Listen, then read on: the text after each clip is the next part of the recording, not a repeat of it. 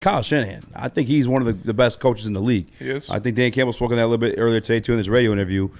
Do you think it's possible the Detroit Lions can out-coach Kyle Shanahan and these San Francisco 49ers? I do. Do I think it's possible? Yes. Do I think it's likely? No. I mean, Boo. we saw them out-coach Sean McVay.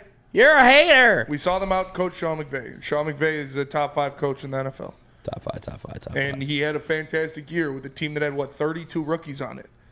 Had them win 10-plus games, got them in the playoffs. Like, that's not an easy accomplishment for anyone.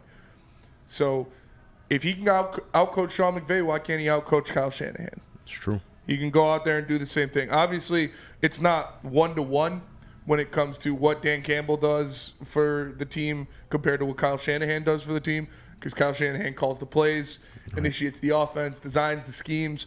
So he has a lot more on the line than Dan Campbell does. But Dan Campbell doing what he does, being who he is, being aggressive, calling the timeouts, not calling the timeouts. We saw him do that with Sean McVay, knowing Sean McVay wasn't going to go for it on 4th down. So he went for it and made sure that he didn't call a timeout there because he's not scared of him. He can do the same thing with Kyle Shanahan. It's mind games when it comes to it. So, like I said, we saw him do it once. Why can't he do it again? Can I just say this real quick?